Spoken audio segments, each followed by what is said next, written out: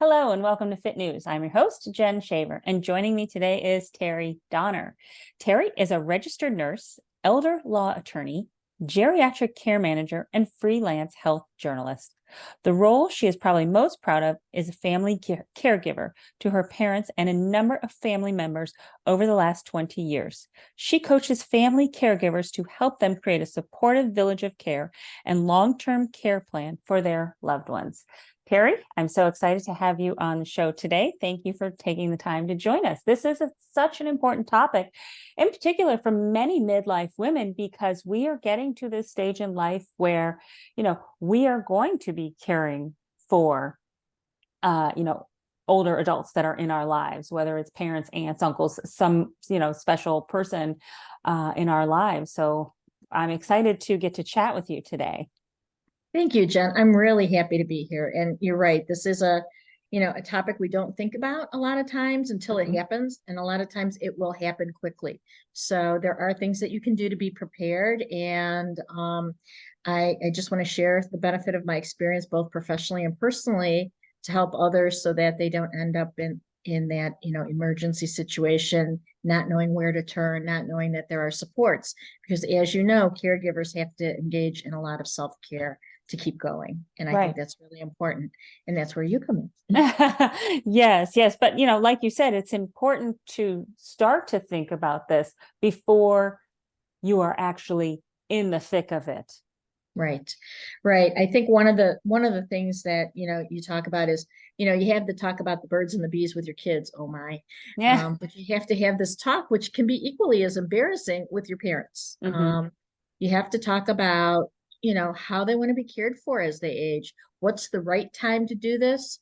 The right time, hopefully, is when they're well, but they are aging. Maybe Hmm. they've gotten, maybe they're in their mid 60s and they're getting Medicare and they're signing up, and that's a way to maybe start the conversation. Geez, mom, you turned 65. Did you sign up for your Medicare? How was that? Did you sign up for Social Security? How did that go? Or you're retiring and you sit down with your parent and you start that conversation, and simply ask, what plans have you made for your future? Like when you get old, don't tell them Hmm. they're old now, you know. But sit down and start having that conversation. The other way to enter into that conversation is to say, mom and dad, my friend Sally, she just sat down with her parents, and they went over a whole bunch of things. And I thought, gosh, I don't know where things are or what to do if you got sick. Can you help me so that if you need my help, I can step up and be ready to do a good job. And somebody will say, well, what if my friend hasn't done that? Little white lies are okay in elder care. Okay. They're okay. It's your way in to help, to help your parent. Hmm. Think about the greater good, the long-term goal. Yeah. Uh, and so having that talk, and what are you going to talk about? Well, you're going to talk about a few things. You're going to talk Hmm. about what is their goal for their care. Everybody's going to say they want to stay at home and they want to die in their sleep. Good luck with that. Right, right, right. Yeah, that's the fairy tale, right? I Yeah, mean, yeah. The average cost of home care is, to get an aide in to help you is $26 an hour, and it's over $14,000 a month if you need 24-hour care at home. Most wow. people I know can't support that. So, what is your plan going to look like? What combination of paid care versus family care? Friends, who can you count on to help? And when do you think this is going to happen? So, what are your parents' health issues? Do they have a good list of what their diagnoses are, their medications? Are you updating that medication list? Do you know who their doctors are, how to get a hold of them? Do you know what insurance they have? Do you know where their insurance cards are? Um, do you know what allergies they have and their medical history? I mean, they're going to ask you, when did your mother have her appendix removed? She probably had it removed when she was 15. And, how do you know that Right, date? If you right. make a little list on a piece of paper, Hmm. type it up and put it in a school folder, I don't know, they used to say a dime Right. folder, but now they're probably 50 cents, put them in one of those folders and keep it in the junk drawer where you can Yeah, grab it if they go to the hospital. And that way yeah. you have all that information. What is their history of their health? because you're going to be nervous the first time you go to, well, anytime you go to the emergency room, with a parent, Yeah. or you're calling in to give that information. So those are the sorts of things that basically you want to know. And also, as they get a little bit older and have a little bit more in the way of health difficulties, you may want to attend that doctor's visit with them so the doctor sees your face, knows you're part of the care team, knows Mhm. that you're helping your mom make decisions. Make sure you're on their HIPAA forms, their the authorization, so you can get information. Right. The little form she fills out at the doctor's office. And in the specialist's office, make sure they have copies of legal documents like healthcare powers of attorney, living wills, and make sure those are all up to date. So those are just a few little things, that you can start doing while your parents relatively well. Right, right. Now you mentioned, I want to go back to the cost because you mentioned, everybody wants to be at home and that home healthcare, that daily, Yeah, was a lot. it's a lot. Now, in terms of insurance or Medicare or whatever, what is usually covered? That's an excellent question because most people don't know. They said, "Oh, my Mhm. Medicare will cover everything. Right. Oh, my Medicare Advantage plan gives me some home care." It may give you a little bit of home care, but it's not going to give you much. Hmm. Medicare will cover. So, say you go into the hospital and you have pneumonia, and you're really, really sick, and you lose your muscles tone, and you're weak. When you go home, they're going to send out hopefully some physical therapy to help you Yeah. get back on your feet. Maybe a nurse will come if you still need some IV antibiotics. Maybe she'll just come for that initial intake. And maybe they'll send you out a bath aid once or twice a week to help you get a bath and get moving. But that's temporary. Yeah. That's just a short, and they're in and out in an hour. And the rest of the day, you're by yourself. How are you going to get your meals? How are you going to, get your prescriptions? Yeah. And that's where your child comes in, and they're going to have to, come in and do those things for you. But, if they're working full time, it's very difficult. And how are you going to get mom her lunch? She's not well enough to stand right now, she's not well enough to stand at the microwave even to heat things up and then carry it back to the table. Maybe Right. she's using a walker right now because her strength is poor. So that's where you want to go out and hire what we call non-medical home care. And those are the individuals where they'll send in somebody who's been trained to help you with your personal care needs and maybe do a little light housekeeping. And they do cost on average $26 an hour. You could hire somebody privately, but if you do that, you want to be sure that they're bonded and insured in case something turns up missing, in case, there's other issues. Yeah. Um, and you want to be sure that you're paying, the taxes and things like that on that sort of an individual. So, home care is, my little air quotes can tell you Yeah. that I am a fan, but I'm not a fan. Hmm. In that the return on the investment can eventually sort of wear out. You have to be actively involved with these people. So you have to be sure that you get somebody and they're engaging, they're interested in your parent, they're going to follow the instructions that you leave them. They're Yeah. not going to not show up. Um, and so there's a lot of questions that you have to ask the home care agency before you actually bring them on and bring them into your parents' home. Yeah. So Medicare is not your payer for long-term in-home care. Medicaid is after you've spent down your money and you're basically poor, then you can get some home health through Medicaid. And they say the individual monthly cost limit is $14,700 a month for 2023, but which would probably give you almost 24/7 care. But the problem with that is the agencies are so poorly staffed, you're going to be waiting forever to get somebody signed Hmm. up, and you're probably not going to get all of that care. They probably don't have enough Right. staffing. Staffing is really low. And the quality of the individual you get with the home care agencies that are certified for Medicaid is often not as good as some of the other agencies, Hmm. simply because they're reimbursed much less than the agencies reimbursed at a much lower level than a private home medical company that can just bill you what Yeah. they want. So this So, is where that conversation that you've mhm, previously had, this is where that comes into play and the planning behind it. right, Because if you're able to plan in advance for should this emergency happen, I have already looked up these facilities, right?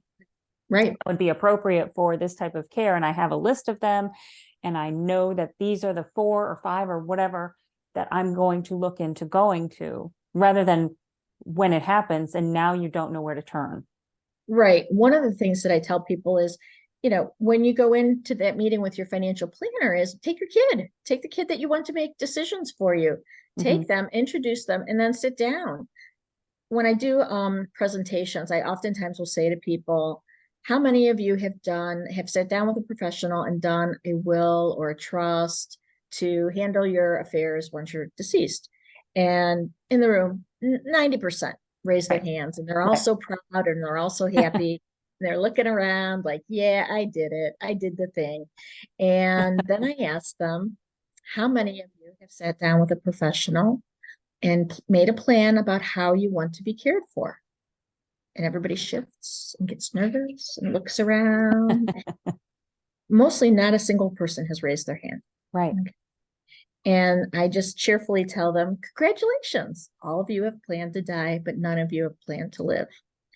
And so you really need to plan your life. Hmm. And sitting down with your financial person, look at those assets. Look at what things, if you do have to suddenly go into a facility or suddenly need 24/7 care, and you need that $14,000 that month, what assets are we going to touch first? Are we going to touch the IRA? Are we going to touch the money market? What are we going to touch? What are the tax consequences? You know, get that person on board, start having that conversation. Let him look long term about what your assets are going to be bringing in and how much home care can you afford? How much can you pay for an assisted living? What happens if you do have to go to the nursing home? Hmm. And then your next stop is basically sitting down with the elder law attorney, not just a regular attorney, somebody who specializes in elder law, and sit down with them and talk about, okay, what kind of planning should I be doing? Am I going to be paying my child who may have to quit her job and stay home with me full time? Am I going to be paying her so that she's paying into Social Security and getting her quarters taken care of so she can take care of herself one day? Um, is this a method for me to save money from the nursing home to pay my daughter, who may be setting that money aside in a bank account in case I need something later, or if I don't, she uses it for herself? Hmm. And do I have the proper caregiver agreement in place so that Medicaid's not going to question me when they look back 5 years to see what I've been doing with my money? Um, and maybe I shouldn't be helping little Susie Q, my one daughter who's out there having a good time and doesn't have a job and comes to mama for money. Maybe I shouldn't be helping her as much, maybe I can't. Maybe it's time to sit down with her and say, sorry, mom's got a plan for herself right now. Um, and then, what documents need to be in place? You need your financial power of attorney, naming your legal decision maker to handle your finances when you can't. Hmm. You need your healthcare power of attorney, naming a healthcare decision maker to make healthcare decisions for you when you can't. You need your living will, which tells the doctor if I am permanently unconscious or terminally ill, this is the type of end of life care I want. Hmm. And please talk to my healthcare power of attorney about it. Yeah. And make sure your daughter knows, what these wishes are with respect to this care so that she's not surprised. And so that if she has to make an end of life decision, she's not torn apart by it because she knows what your wishes are. Right. There's also, like I said, the HIPAA authorization in the doctor's office. Make sure there's consent in there for the doctor to talk to you anytime because the healthcare power only takes effect when you're like incompetent, usually, Oh, that's a incapacitated. that's a Yeah, great point because I think a lot of people would think, oh, well, I've got healthcare power of attorney, so what does it matter? But you need the it authorization. it matters. So it's important to on those HIPAA forms. Yeah, definitely Yeah. fill out the HIPAA forms. Hmm. Um, funeral, I know this is like kind of sad, but funeral disposition papers, Hmm. pre-plan your funeral, at least part of it. You can prepay it, and that's money that Medicaid can't touch. Mhm. Um, and then, have the form signed by your decision maker, because once you die, power of attorney ends. And so there could be a big battle among, you say you got 6 kids, they could battle about what they want to do, with your remains. Mhm. And so you want to be sure that that decision maker still has authority to, deal with the funeral director and make whatever decisions that you want made. Yeah. Um, and, so those sorts of things. And, um, uh, in terms of, like I said, the caregiver agreement's important too, so that and you can give a caregiver agreement to more than one child. Say your son is handling your banking and all of that, your finances and your Mhm. taxes. And your one daughter is running all the errands and taking you to the medical appointments. And the Mhm. other daughter's doing your house cleaning and cooking and bringing it over. You can have caregiver agreements for all those children and pay Mhm. them. It just has to be like an average rate of what you would pay a home care provider. And right now, I wouldn't go the high end. I'd probably stick at about $20, $25 an hour, something Mhm. like that, you Yeah. know? Yeah. Yeah. So, and it adds up and they have to keep track of their time and what they're doing. But those are the sorts of documents that should be in place to Mhm. support your plan of care. Um, And then, you've got to also build your healthcare village. You've got to build so part of your healthcare village may be getting a home care agency that you trust in Mhm. place, getting a care manager in place. Mhm. What's a care manager? I'm also a geriatric care manager. And what a care manager does is they can be a nurse or social worker. Some are even other types of professional backgrounds. My bias is I recommend to my clients, you always want a nurse, Mhm. okay? Because Right. they understand your medical and they can deal with doctors and all the nonsense that goes on in healthcare and they understand the language. Um, if there's no registered nurse close by, my second default would be to a social worker because they understand Medicare, Medicaid, and all of that sort of thing. And they Right. speak the language as well. And they have a general understanding of healthcare and medical issues just from their experience working with patients in the Right. past. So, but even if you can go to the Aging Life Care Specialists website Mhm. and put in your zip code, and they can find you a list of care managers in your area, and you can look and see what their backgrounds are Mhm. and all that. And then you can interview some. Um, and what they will do for you is they can do a whole variety of things. They can come in and help you monitor your home care agency. They can come in and take your mom to a medical appointment.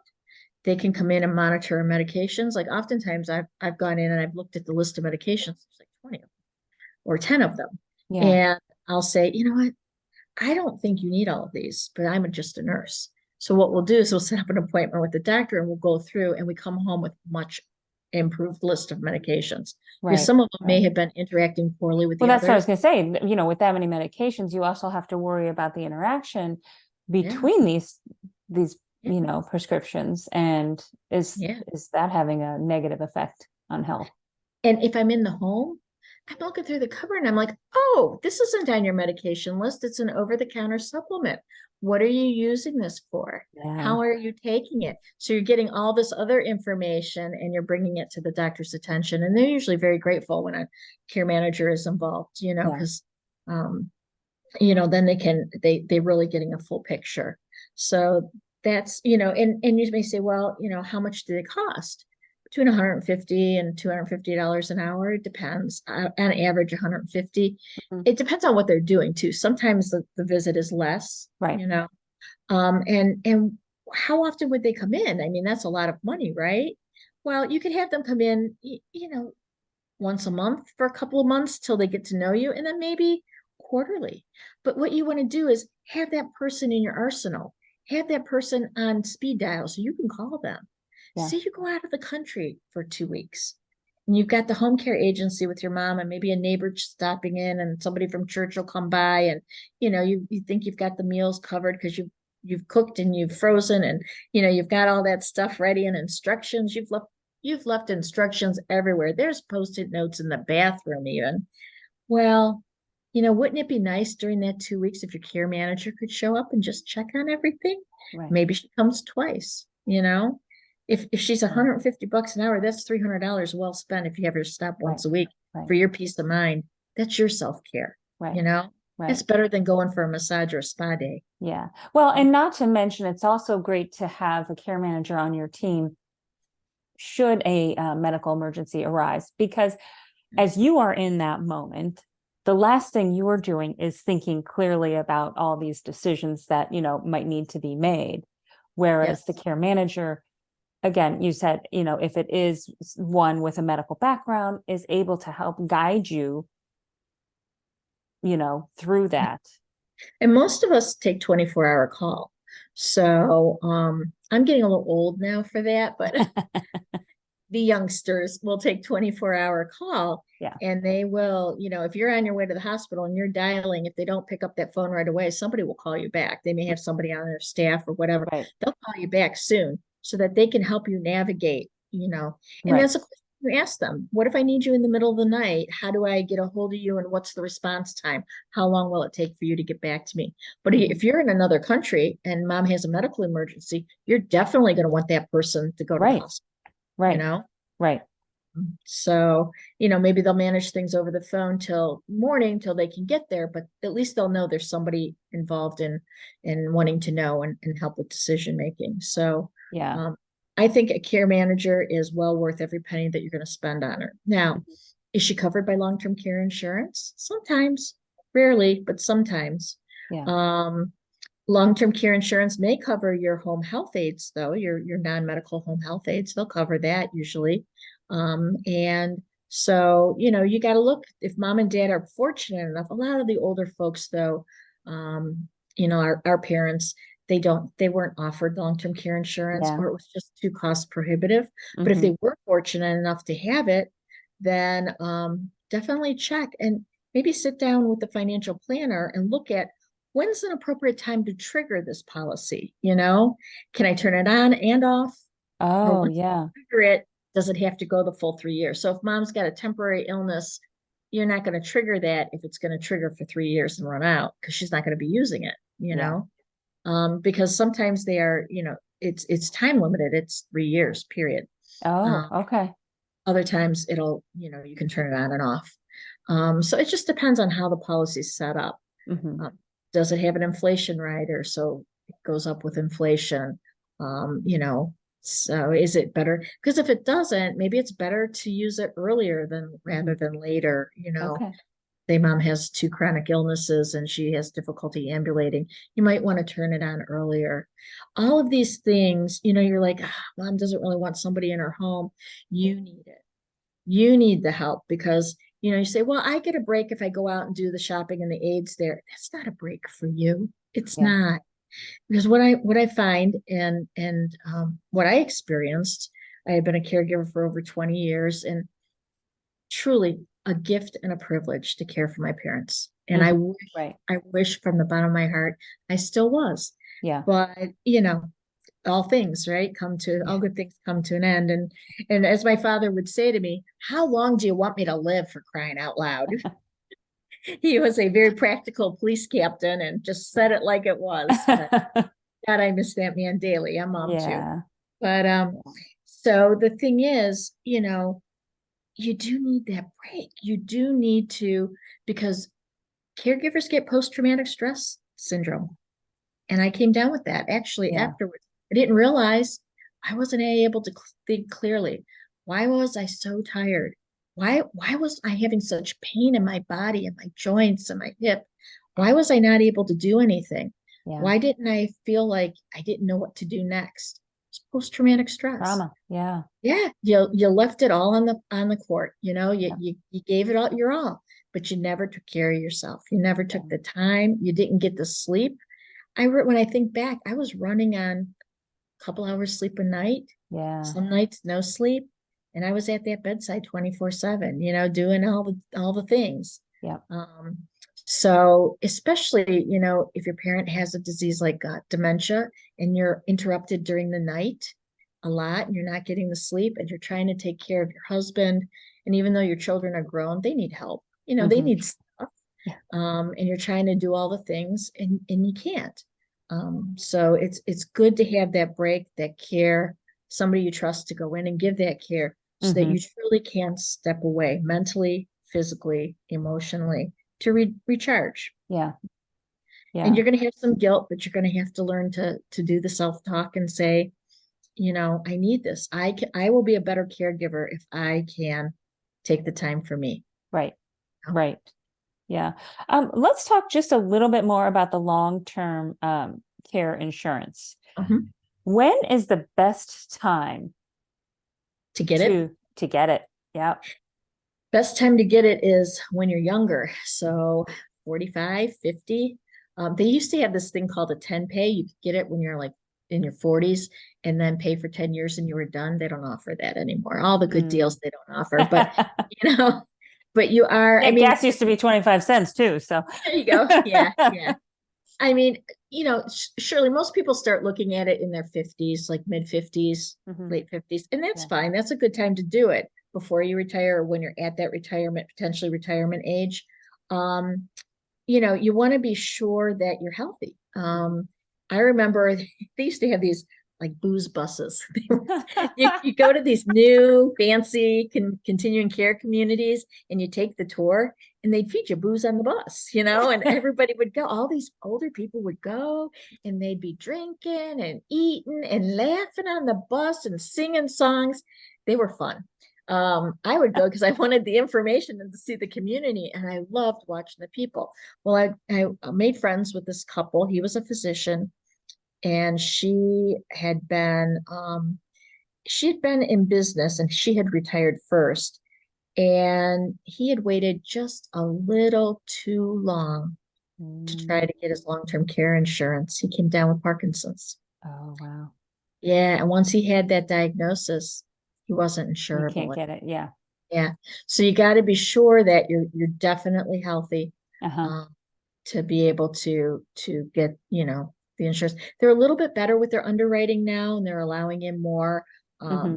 more pre-existing conditions, but dementia, serious cancers, serious neurological deficits, those definitely are going to be very tricky and probably Yeah. uninsurable. So, do you want to wait till you're 65? That's kind of a crapshoot. Maybe 55's the age. Yeah. Maybe Right. that's the magic age because you're paying every month your premiums. So maybe 45 is too early because you don't Hmm. want to be paying all of that, Right. unless, you have a family history of a certain disease and you think you might be predisposed, then maybe you do want to go a little bit earlier and Hmm. get it. Yeah. That's great. That's a great thought. Um, in sticking with this long-term theme, we have like long-term custodial care and daily living care. What So, should we do about that and have in place for that? okay, so your custodial care is basically um, your activities of daily living, which are eating, bathing, grooming, getting in and out of bed, and toileting. So those are the activities of daily living. And those are the things that your non-medical home health care is going to be able to provide. Hmm. Um, Medicare won't cover those things. That's custodial care. Medicare doesn't pay for that, except on a short-term basis if you're discharged from the hospital or you've had a number of falls and you need some physical therapy. It'll pay for things like that. But Right. normally that's stuff that you're private paying. The Hmm. only time that you can get somebody to pay for that custodial care is say you're in assisted living or you're in a nursing home. And assisted living they usually have a limited Medicaid benefits. So they may have two rooms that they allocate to Medicaid in their facility. So two patients at a time, two residents at a time could get on Medicaid after they've been private pay for a certain number of years. And then, definitely in the nursing home, you're going to see a majority of the patients there oftentimes are on Medicaid because Yeah. that's what they pay for. Medicare, think more of your hospital care, your diagnostics, your physician care, your prescriptions, those are all under Medicare. Medicaid is more for the custodial type of care. And like I said, you can get that at home. You can Hmm. get passport at home. It's difficult because, like I said, the number of care providers are not always there and it takes a while to get it. So you may have to supplement privately if you don't have the money.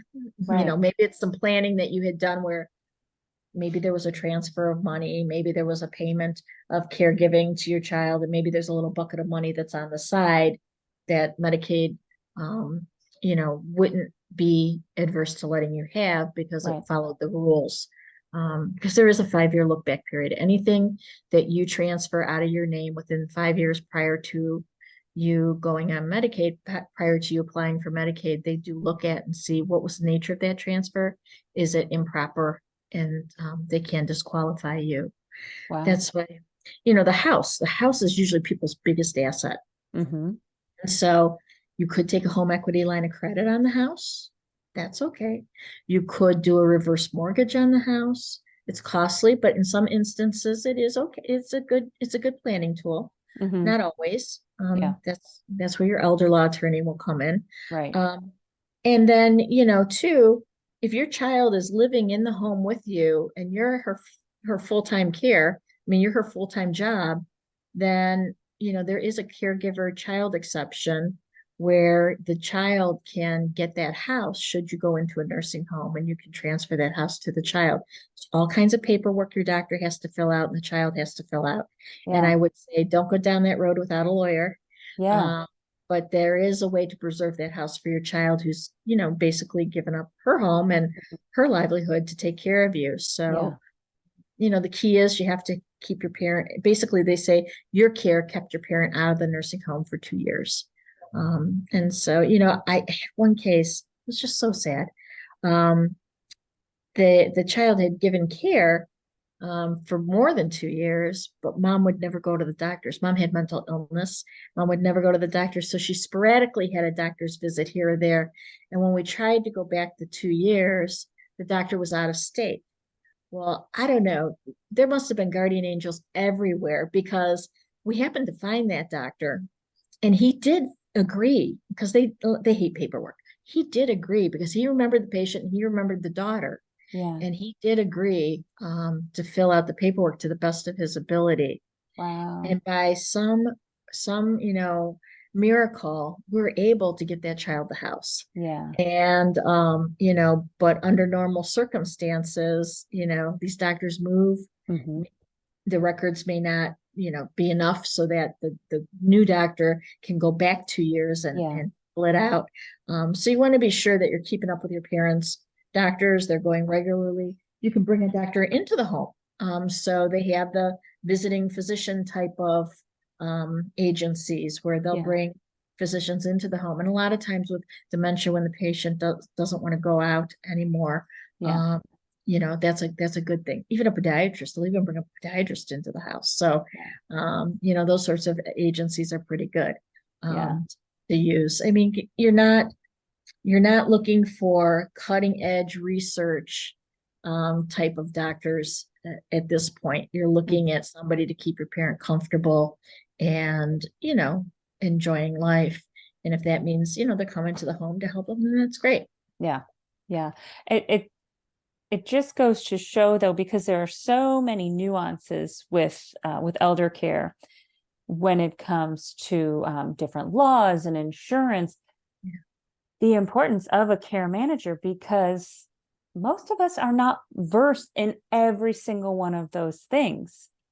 No, and I'll throw out something else. So, for example, if your parent, and it's usually the father, although I've had women too, women are amazing. Mhm. Um, if your father was a veteran and served at least 90 days during an active period of war, doesn't have to be overseas, doesn't have to see any fighting, could be stateside doing a desk job, but it was during a period of war, he may be entitled to something called aid in attendance from the VA. And his spouse may also be entitled to aid and attendance should her husband die. So basically, if you are unable to handle your activities of daily living, usually two. So say the person has COPD and CHF really bad and they Mhm. can't bathe and transfer themselves Yeah. by themselves. They could get this aid in attendance. And it can be up to a couple $1,000s a month for the veteran and his spouse. Once he dies, it could be $1,300 a month. And what do you use that for? You can use it for home care. Okay, you can use it to help with your home care costs, or you Oh, can use it to help pay your assisted living. yeah, So, that on top of your Social Security, and maybe there is a little bit of a pension, you may be sitting pretty with just that little bit of extra care. right. So how do you get that benefit? Well, your care manager will tell you that, you could, first of all, nobody should charge you to do an application for aid and attendance. It's illegal. You should not be charged. Hmm. Somebody may charge you to do planning, and the plan includes an application for that. As long as that you're not charging for the application, it's okay to pay for the planning. Hmm. But your veteran service organizations in your counties are excellent, and they can help you complete that application for aid and attendance. They can help you process it. They can answer questions, and Yeah, it's all free. The one here in Lake County, they're just nicest people, yeah, and they work with people all the time. The one in Cuyahoga County isn't bad either. They're very nice. So you can, go to the Veteran Service Organization. You can check with the Disabled American Veterans. They can help you. You can okay. check, you could go down to the VA and actually do it there.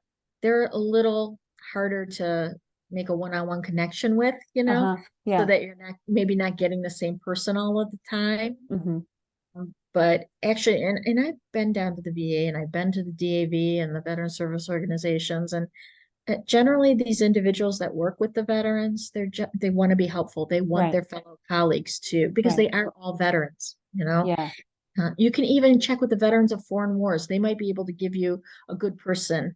There are some agencies out there that, they give seminars all over, and they want you to come in. Well, they just want to sell you like an annuity or something like that. Be yeah, careful of them. yeah, Be careful of them. yeah. You want to go stick more with the elder law attorney, the Hmm. veterans organizations, because they really are up to date on things and Right. aren't looking to make a buck off of you. So in terms of the aid and attendance, is that something that can be done ahead of time before it's needed, or is that something So that we have to wait until we are in need of that?